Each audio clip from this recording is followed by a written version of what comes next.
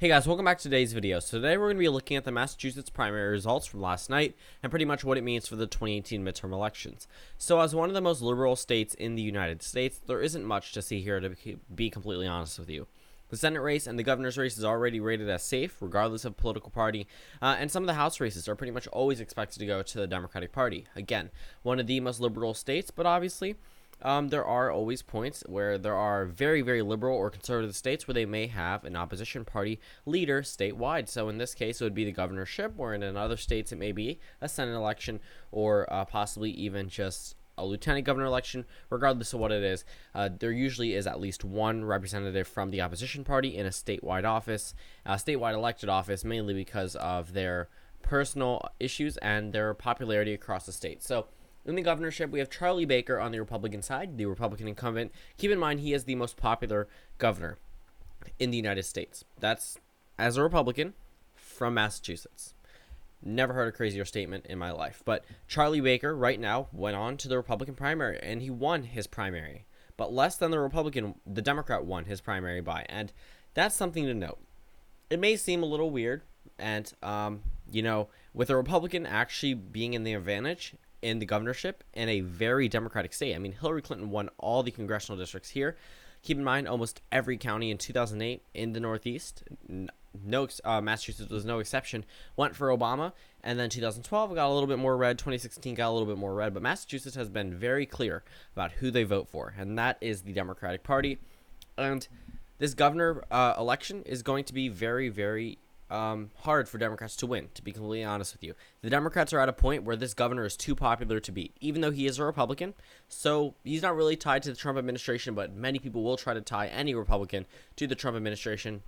It's not going to work, even though Massachusetts is a very Democratic state. Again, that is a point that is going to be reiterated by many people that expect a Democrat to win in Massachusetts. Sure, maybe in the Senate election, but not against this popular of an incumbent. But the question still stands. If he was so popular, why did he win his primary less than the Democrat won in?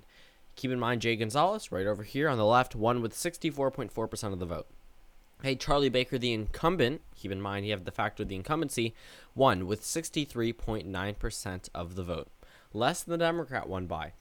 And why that? Why those numbers, you may ask? Well, first of all, the Trump base. Charlie Baker was never that type of governor to appeal to the Donald Trump base. It isn't prominent in Massachusetts whatsoever, but it will be needed enough to possibly push Charlie Baker into landslide territory. But right now, Massachusetts is currently rated as a safe Republican state in terms of the governorship. If we go ahead and take a look at opinion polling right up to the Democratic primary, right here, Gonzales was expected to win, and he got 64% of the vote. So no real polls taken in recent time, but pretty much Gonzales wins. And if we look at his endorsements, well, we can go down a long list of endorsements, but some notable ones. Progressive Democrats of Massachusetts, obviously something to note. And then the Massachusetts Democratic Party. As for Bob Massey, who didn't really come close but was still on there, again, a number of endorsements, but Our Revolution of Massachusetts. So pretty much two conflicting things in terms of progressive backing versus Bernie Sanders PAC backing.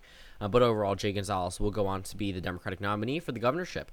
Again, Charlie Baker, why did he win by such a close margin for a very popular incumbent? You would think his popularity would come from Republicans and some Democrats, but it looks like he may be disapproved by some Republicans in the state of Massachusetts. And again, it is likely because of the Trump base. Donald Trump was able to do not well in Massachusetts whatsoever, but he was still able to garner a considerable amount of the vote. Those people probably aren't the most likely to vote for a moderate Republican, which means they could possibly support someone ousting the incumbent regardless of the popularity, regardless of electability. They already know Massachusetts is a safe Democratic state. Donald Trump did not expect to win this state. Currently, it's rated as solid, safe Republican right now, but that's not really what matters in terms of the primary. It's just about the candidates because it's always going to be the same political party on that ballot. But we look at the numbers here. Look at the Republican convention in April 28th.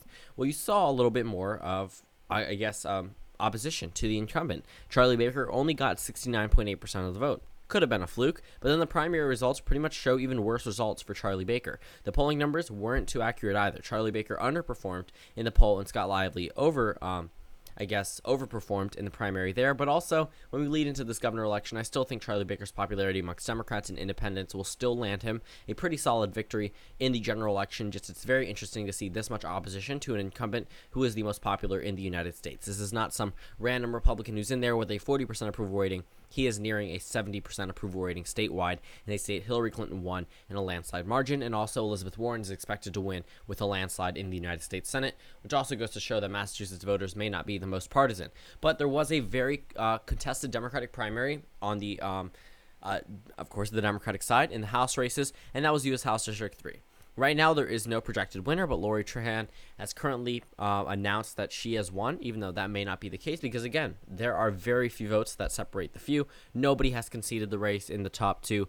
But the third place candidate actually did, surprisingly. I mean, there's a contested for third race 15.1, 15.2, 15.2, but the third place candidate here was pretty much that progressive type candidate, but did lose in the 3rd district. Pretty much all of these districts, keep in mind, are expected to go to the Democrats at the end of the day, so not much important information from the primaries, because again, we're not going to see much come from it other than one House district where a Democratic incumbent, a 10-term representative, was ousted in the Democratic primary. So if you remember back in New York, when everyone was focusing on Alexandria Ocasio-Cortez's district, when she was able to defeat Representative Joe Crowley, and after his, numerous terms, it's the same exact thing we saw here. House District 4, Joe Kennedy obviously would win his election there. Pretty much all the incumbents were uncontested. And then we go ahead and look at U.S. House District 7, something that pretty much pierces the eyes of any establishment-type Democrat. Ayanna Pressley won with 58.6% of the vote over the Democratic incumbent.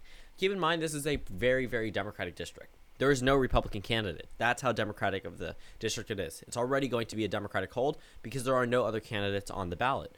Right now, if we look at this, House District 7 should be a pretty should be pretty safe for an incumbent. Being as Democratic of a district as it is, you should expect most people to just vote, see incumbent, and vote for the incumbent.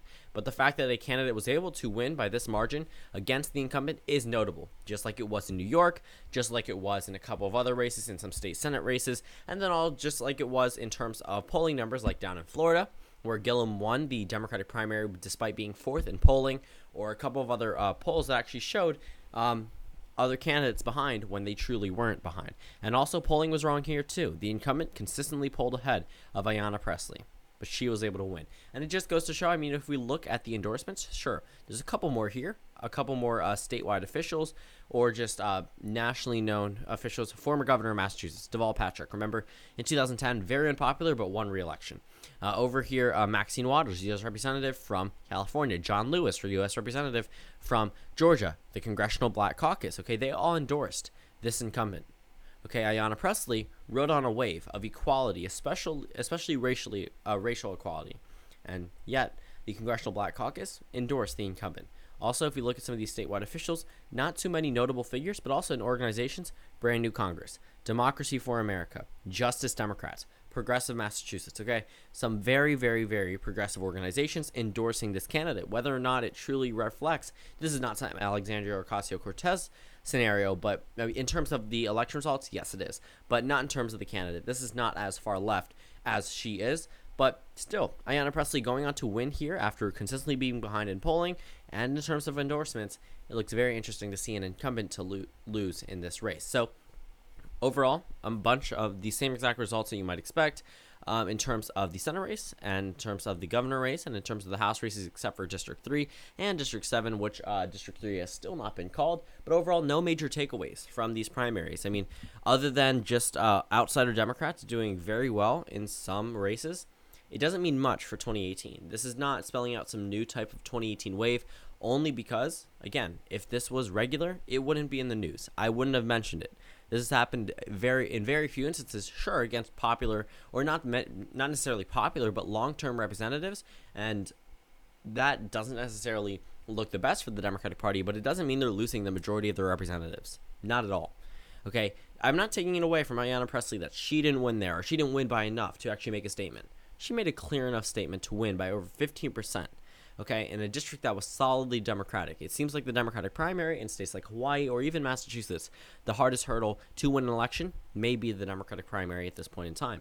And I can tell you one thing right now, that incumbent was not happy with the results. And neither were the establishment Democrats. It showed a new type of Democrat winning in a couple of these races, but it didn't happen nationwide. Happened in New York. Happened in Massachusetts. Happened in Florida, but singular races. Happened in Wisconsin, a couple races, but no real notable races. Okay, the only true ones that were notable were in the news. There isn't a time where a bunch of these progressive Democrats are winning offices, and that may not be too fortunate for the progressive movement amongst Democrats. Yes, they did well. I mean, they won more elections than I mentioned in Massachusetts, but it wasn't. I don't like to go into state senate elections or auditor elections, whatever. I like to focus on the national elections that have national implications. And for right now, yes, the progressive Democrats have done pretty well, but I also think they definitely could expand on it, considering we have a couple more primaries leading into the 2018 election. So I'm not saying that they're completely out of the ballgame. I mean, they are having their voice heard. The Democratic Party can no longer ignore them whatsoever. However, their presence needs to be a little bit higher in terms of future elections in order to actually have a huge impact on the Democratic election. I mean, the Democratic Party has pretty much been appeasing these voters, the ones that were complaining for years, and they are just now getting to the same issue that's been brought up year after year because they are finally getting a following. Okay, whether it be a House race, whether it be a governor race, whether it even be the presidential election in 2020, progressives are going to run many candidates, and they're going to have one to voice their opinions behind, and even if they lose, they will likely run just issue campaigns. So overall, again, no national implications in terms of the governor race. I guess primary turn is expected as a safe Democratic state. And again, nothing really that important nationwide, just some Democrats may be too unlucky at this point in time as incumbents in a couple of contested districts. So thank you guys for watching this video. Comment down suggestions below, and I will see you all tomorrow.